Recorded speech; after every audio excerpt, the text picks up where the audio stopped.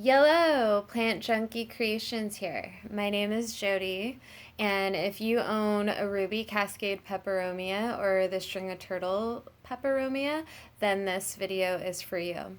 Today I'm going to be showing you guys how to propagate all the different ways on how to propagate these plants, and I'm going to be starting off with the ruby Cascade.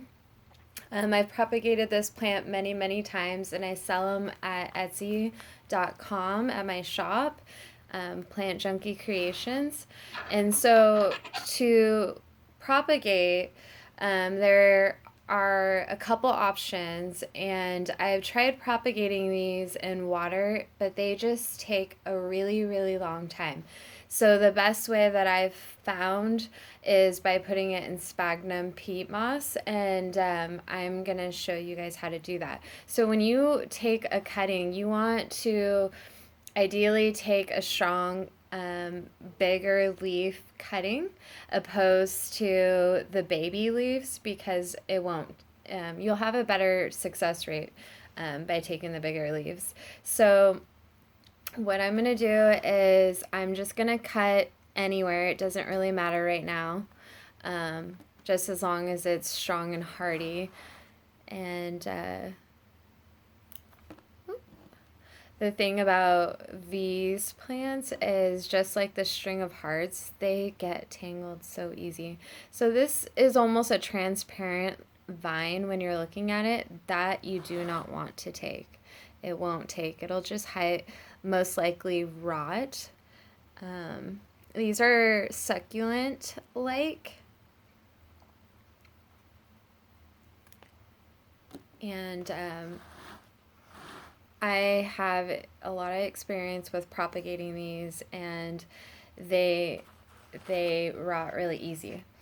Okay, so the way that I go about this is I just use like a leftover container, leftover food container, and I will put dirt at the very bottom, like seed starter, with some perlite, and then I just lay some sphagnum peat moss on there, and I spritz it with water so it's not soaking, but it's moist enough to to make roots. So I already have some in here. So you can take individual cuttings. I've tried it, but when you go to transplant it into a pot, it's really time consuming to get it stabbed into the dirt, the roots and all that, and to have it stand up straight. But when you do that, when you do take a single cutting, you have a higher rate of having more sprouts opposed to a long strand. With a long strand, it'll just continue on to the end. So I've taken a long cutting, and what I'm going to do is I'm just going to cut in between, just because I want the nodes to rest on top of the sphagnum. You don't want to press it you don't want to bury it into the sphagnum, because most likely it will rot.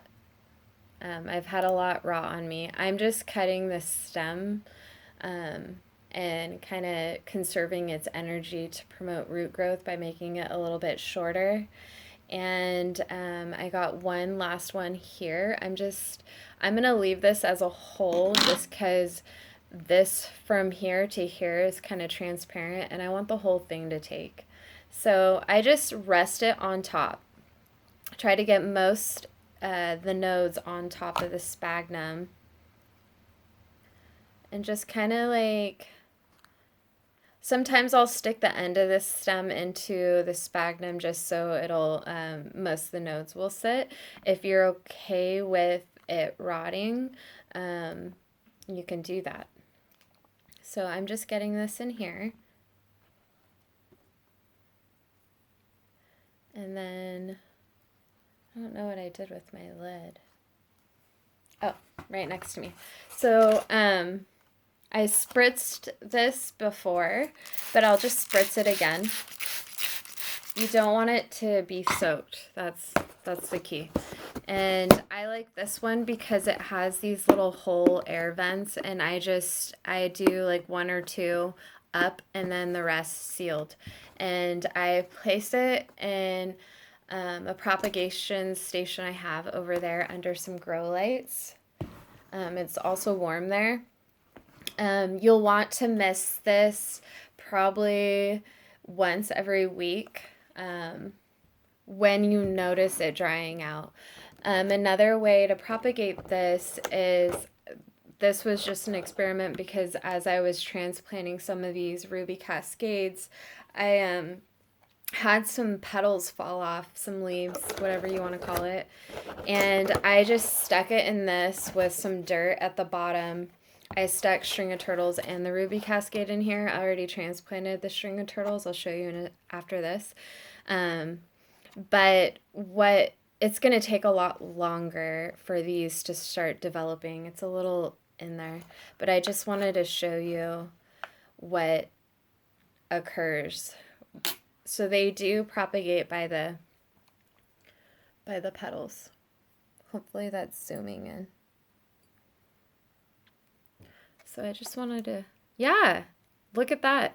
So you actually have growth coming. It's not just the roots. So what I'm going to do with all of these, I have about 10 or so in there, is create a little pot for that and just set them on there. Bury the roots, obviously. And what I like to use when I'm first starting cuttings is I'll use seed starter soil. It holds the moisture pretty well. I'll use coco coir, which kind of holds the moisture, but it's more aerated opposed to the seed starter. And then perlite. And you can use a rooting hormone. I use Rise Up from Rasta, something like that. Don't quote me. But you can use that with water, or you can sprinkle it in the dirt, and it creates the good flora, bacteria, and that the plants need. So for the string of turtles, I have a bunch of these plants that I sell at my shop, and they're hanging so behind you. So I can't show you. I'll show you at the end when I'm done recording. But for the holidays, I've created this little water can situation and put some string of turtles in there, and I've already got some new growth going. And with the string of turtles, you have different types of,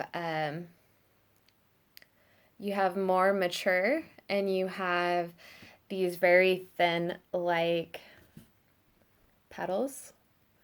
And the thin like petals you don't want to propagate. You want to propagate like a strand that has a very thick, hopefully I don't mess this up, I propagated or I transplanted these already. You want to propagate a strand that has a thick leaf. You can do the thinner strands, but it will just take a very long time for it to root.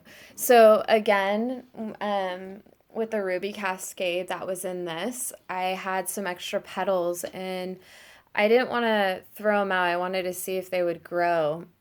And if you look at this one, this actually is developing new growth. So I took all those string of turtle leaves, and I set them on top of the dirt, same dirt that I explained earlier, and I just kind of set it in there and make sure, the roots will find their way. And with these, when I water them, now that I've transplanted it, I will bottom water this just because these petals as well are succulent-like and have a higher chance of rotting. You will have some that will rot away. You just take it out because you don't want to spread any bacteria or any of that. So this is actually all of them that have propagated it from just petals. You can see that they're growing long, pretty decent strands. So I am going to just let this do its thing, and when it starts overflowing like this one is, I'm going to be selling it at my shop at Etsy. Here's another one with just petals. No, there's one or two that have a little bit of growth going on in there. And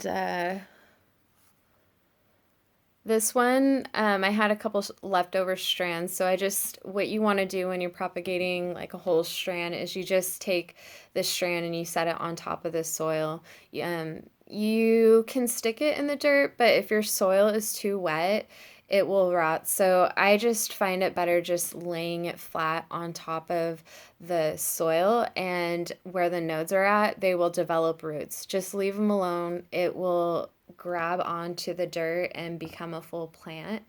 And what I do with these ones, now that they're all potted up, I'm sorry, I wasn't planning on doing a video, is I'll put it in another one of these trays, stick it in there.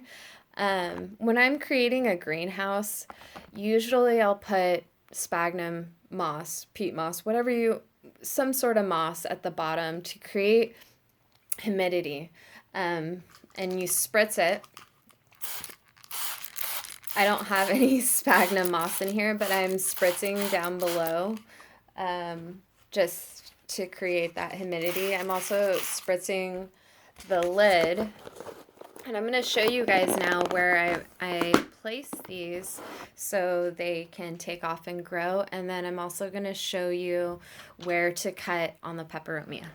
So come with me. Don't want this falling over. So I set it, sorry, I have it on selfie mode in this greenhouse deal.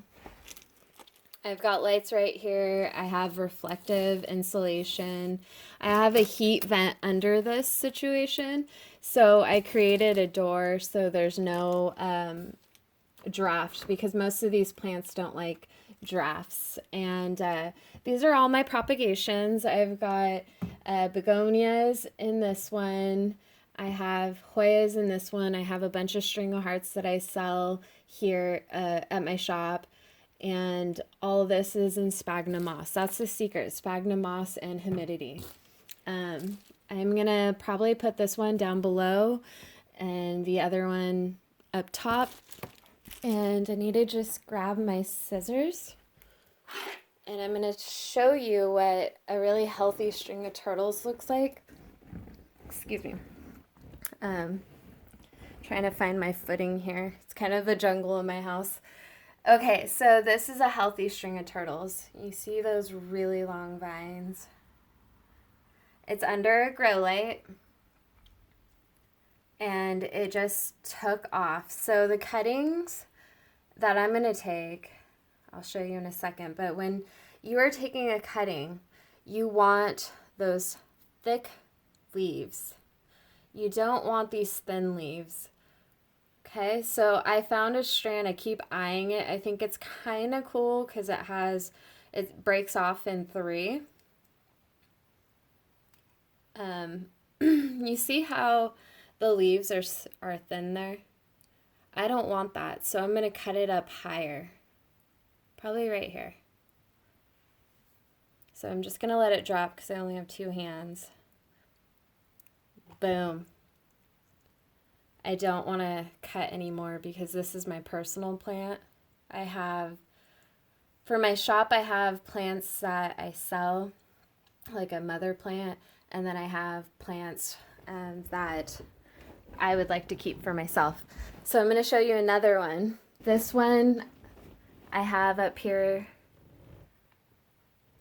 And none of this was spitting out. It was all just contained in here. And within, I would say, maybe 2.5 weeks, it started just overflowing with all these babies.